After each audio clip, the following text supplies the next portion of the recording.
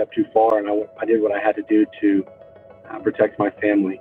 A state lawmaker says he and his wife have become the target of threats.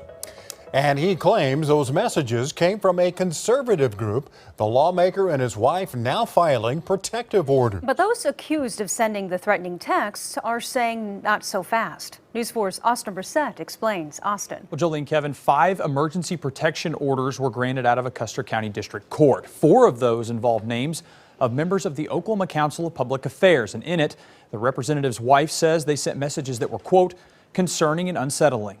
I never dreamed when I started this that I knew I'd be called all sorts of things and had mud thrown my way, and I was prepared for that. I was not prepared for what I had to go through last week. Republican State Representative Anthony Moore not diving into what the alleged messages said, but saying he and his wife got threatening texts sent to them last Wednesday night and reported it to the Oklahoma State Bureau of Investigation the next morning. We took the steps necessary to protect my wife. Now, these 5 protection orders have been filed out of Custer County, 4 of them containing the names of members of the Oklahoma Council of Public Affairs, or OCPA, Ray Carter, Jonathan Small, Hallie Milner, and Dave Bond. They see me as an incredible threat to the propaganda and the issues that they were trying to push. There's not a race in the world, there's not a job in the world, there's not an amount of money in the world worth losing your integrity. The OSBI saying they're looking into it and will, quote, take the appropriate action as the investigation warrants. The OCPA also firing back, calling it a, quote, novel political tactic.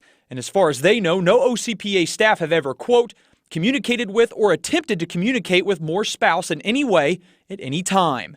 Adding, quote, the use of the court system to attack and smear policy opponents is beyond the pale. But this was a step too far, and I did what I had to do to protect my family. Moore also alleging the OCPA recruited people to run against him and run attack pieces, saying as a former prosecutor, he wants to leave the rest to investigators. They've got the report, and they'll decide whether a crime's been committed or not.